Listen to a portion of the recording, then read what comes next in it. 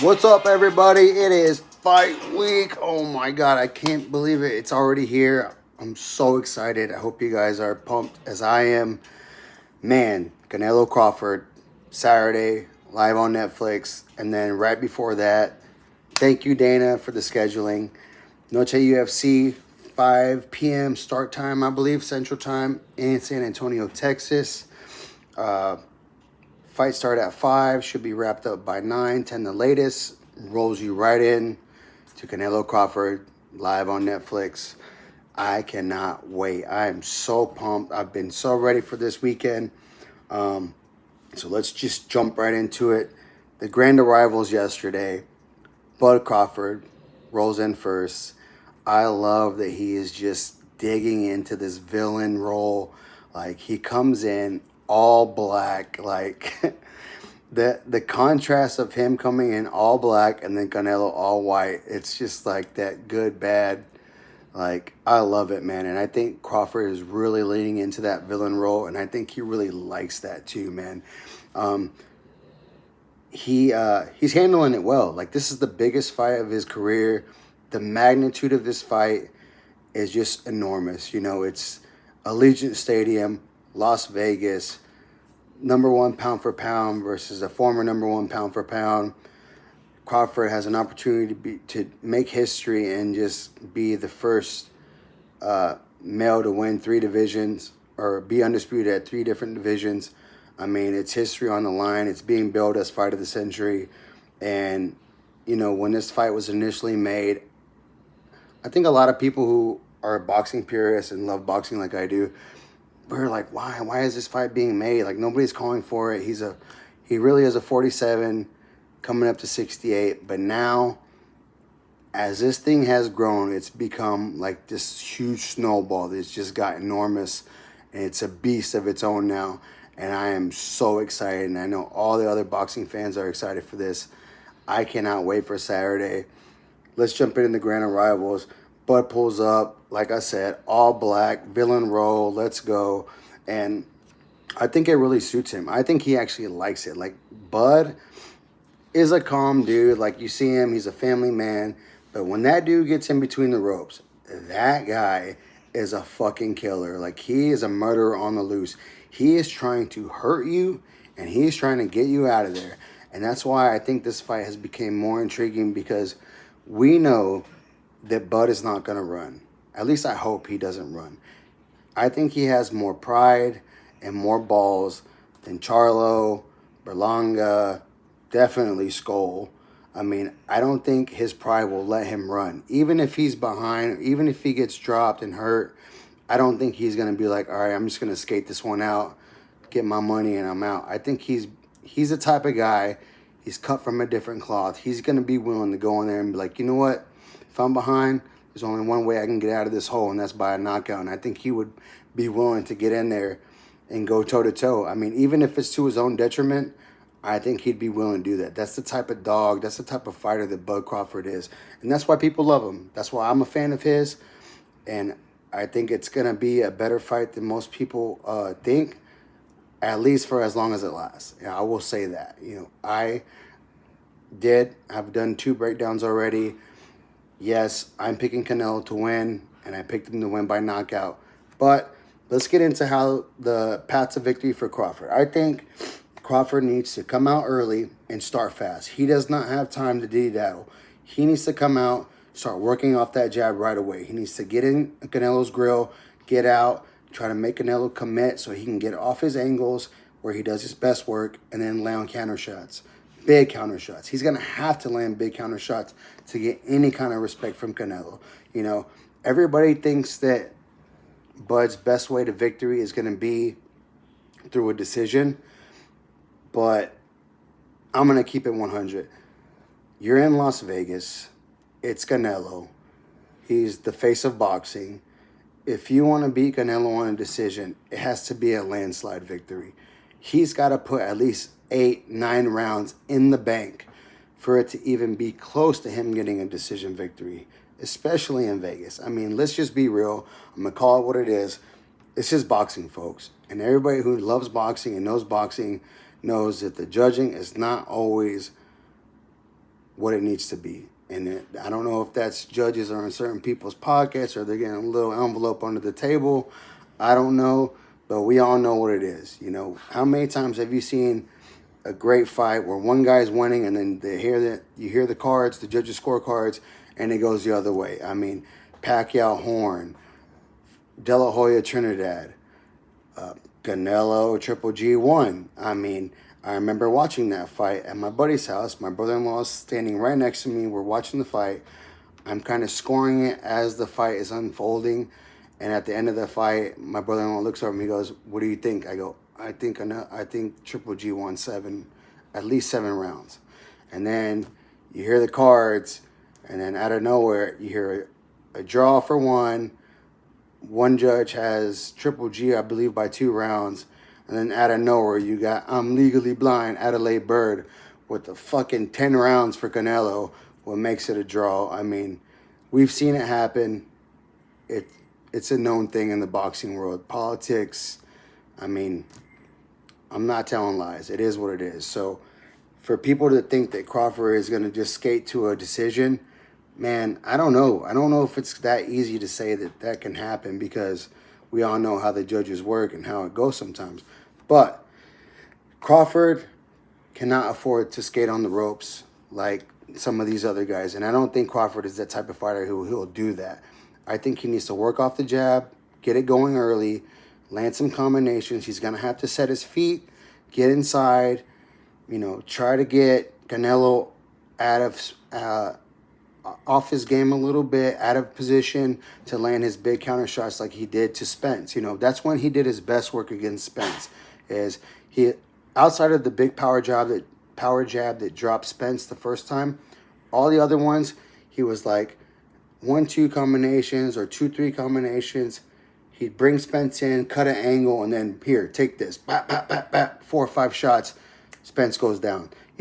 Crawford has good footwork. Not in the sense that he can move laterally all around the ropes, but he's good at sliding in, sliding out, cutting angles, and then making you pay. That's where he does his best work. And he's going to have to try to do that against Canelo. If one, the optics, he can't afford to be sliding around the ropes the whole time because it looks bad to the judges and it looks back to the crowd. Looks bad to the crowd. 2, he has to do it to get respect. If he doesn't get in there and land some good power shots, he's not going to be able to get Canelo off of him for the rest of the fight or as long as it goes. If he can't connect and land a good, hard shot against Canelo within the first 2, 3, maybe 4 rounds, Canelo's just going to march him down the rest of the fight until it's too much for him to absorb, because Canelo's going to march forward. He's going to be throwing crushing shots. So Crawford has to do something to get respect from Canelo, to be able for him to keep it at a good distance for him to work and be able to use his feet to get Canelo out of position, right? And he's got to be able to bank on those counter shots. If he can get Canelo to overextend, he's got to make him pay every time. If he lets Canelo overextend and doesn't make him pay, I don't think it lasts long, right? So I think that's what Crawford has to do. If he has to win by decision, it's got to be a landslide. He's got to be able to go from round 1 at least to round 10 and be able to bank 7 to 8 of those rounds for it to even be close on the cards.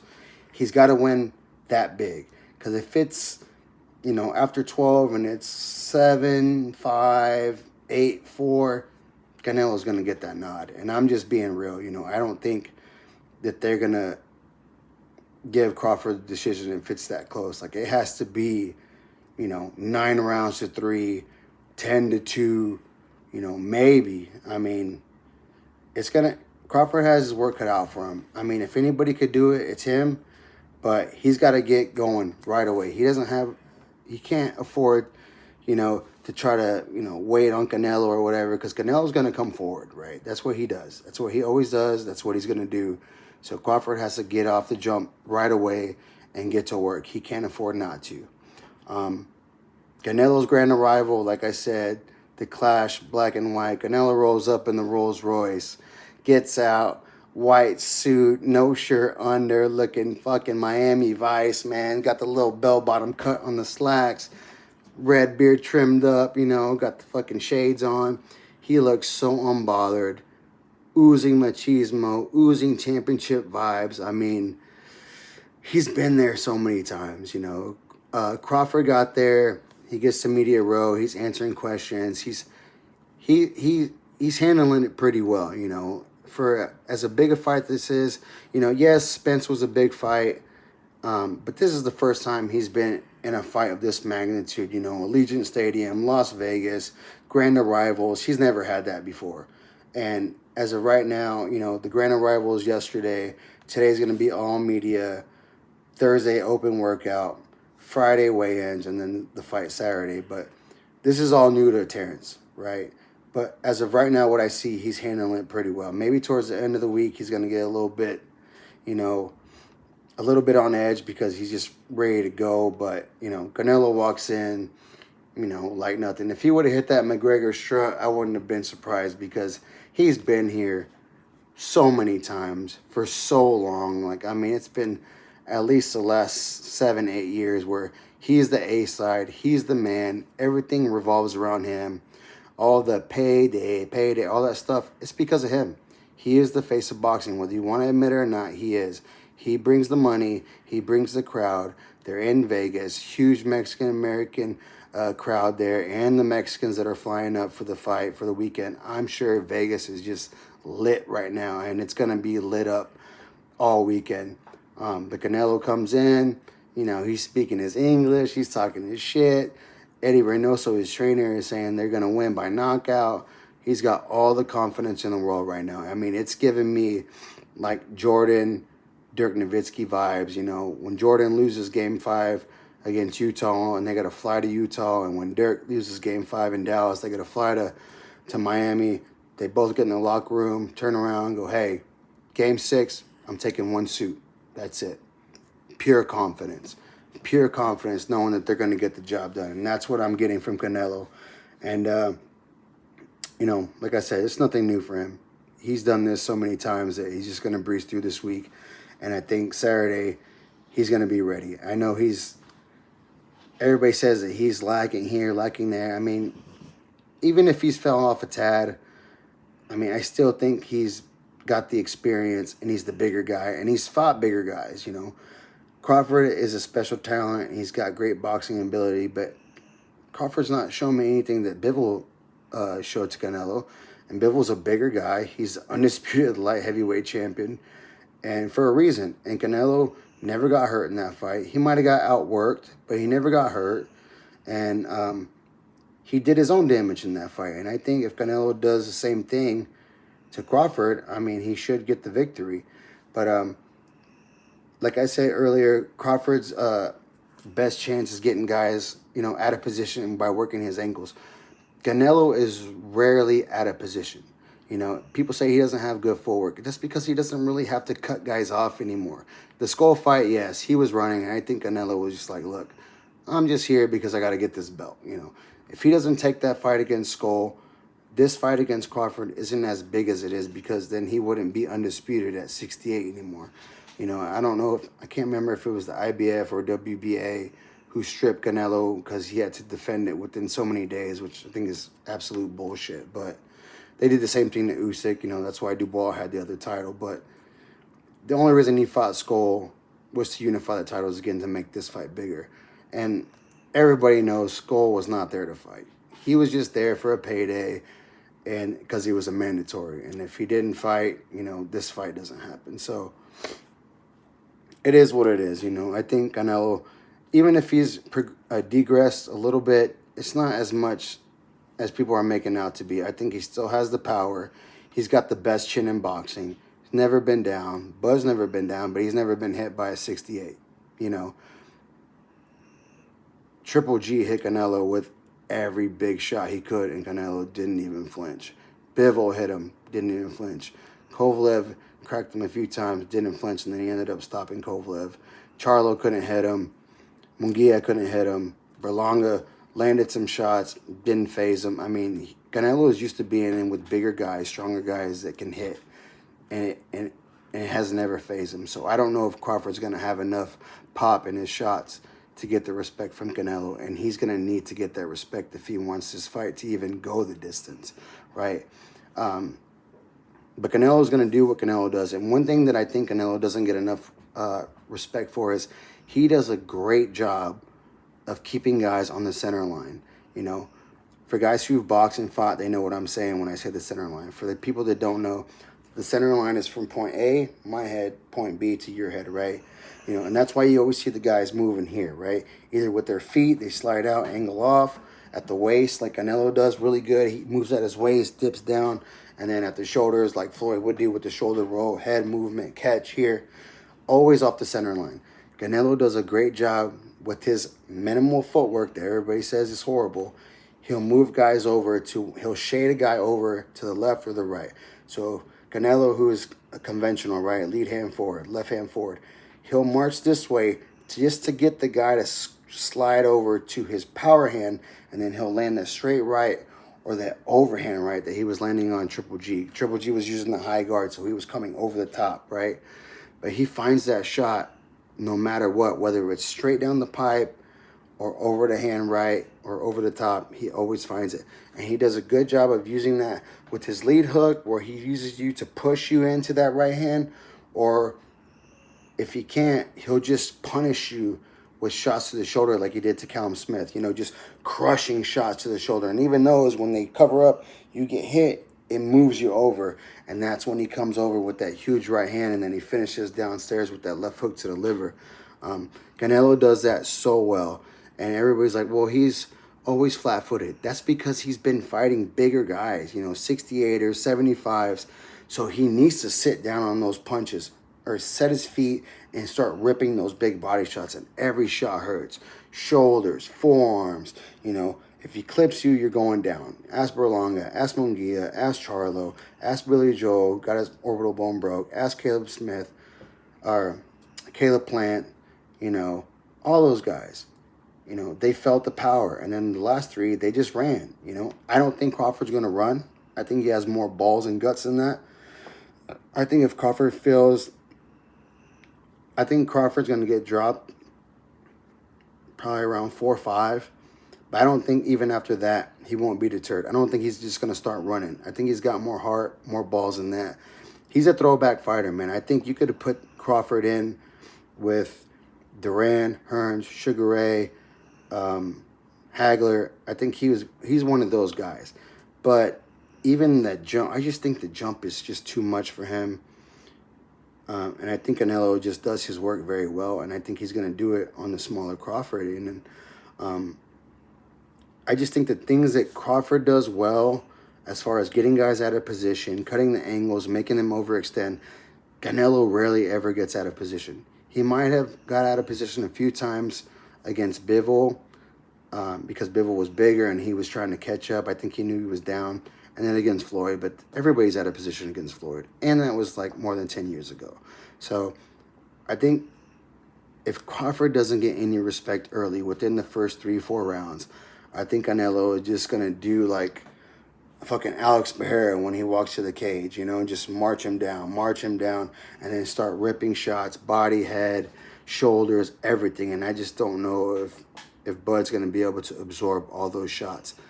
If Bud can pull it off, it'll be one of the biggest victories in boxing history, and he will go, I don't know if he'll be one of the greatest, but he'll be one of the best to ever do it, you know. But if Canelo gets the win, which I believe he will, and I think he's going to do it by, I think between 8 and 10, I think he's going to get the stoppage. I don't know if it's going to be a clean knockout, but I think if he gets dropped early around 4 or 5, and then just starts eating shots, I could see a referee stoppage or even a corner stoppage, throw the towel in. But I think Canelo should get the respect if he gets the win. You know, this is all the accolades are for Crawford. You know, he's going to be another undisputed champion. He beats Canelo. You know, he gets all the accolades, all the love, everything. Dared to be great, coming up 2 weight classes, all that, right? Canelo never asked for this fight. But if Canelo gets the job done and can stop him, I think he should get the love that he deserves. Give him his flowers, you know. He beat the #1 pound-for-pound guy in the world, even if he didn't call him out. You know, give him his respect. You know, give him his respect. And I believe he will get it done, and I think he gets it done by knockout. But that doesn't mean that this is not going to be a great fight. Like, I am so fucking excited for this fight. You know, there's nothing like a huge fight vibes. You know, the electricity in the arena is going to be, in the stadium. Sorry, not even arena. The stadium is going to be crazy. I mean, me just sitting here watching in my home on Netflix, I'm going to be fucking not able to sit down. You know, I just love it. I love the fight game. I love everything about it. It's just the most primal thing that we do as human beings, and we love it. You know, boxing was the biggest sport in America for the longest time, and I think what Turkey Al Sheikh and what Dana White did for this is going to try to bring that old school vibe. You know, the Dempseys, Sugar Ray Robinsons, you know, Ali, all those greats are going to be like almost reincarnated in this night, and this is going to be a great event, a great show. I think Dana White did a great job of bringing the what he does for the UFC as far as like the embedded and the countdowns. We haven't seen like a good boxing countdown since Floyd did it back in the day with the 24/7s when he started with De La Hoya. You know, those were amazing, you know, with Liv Schreiber as the narrator.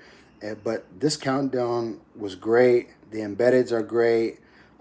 I think he did a really good job doing that because that brings the casual fans into it. The boxing purists, we already know it's going to be a good fight. Forever, however long it lasts, it's going to be a great fight. And we love that. Like, we just love the battle of can the smaller guy come up and win, you know, it's like the David versus Goliath thing, whatever. But the embeddeds and the countdowns brings the casual fans in, and that makes it an even bigger fight. And I think Dana White did a great job on that. And Turki Al Sheikh is just making the big fights that we want to see happen. You can't thank that guy enough. I think it's going to be a great event. I cannot wait. I'm so excited, and I hope you guys are too. I will do a full breakdown of UFC Noche later on. I might do a live watch for Noche. I don't think I can do a live watch for Canelo Crawford. I think I'm just going to be just too on edge. I won't be able to focus, but I will do a recap right after the fight.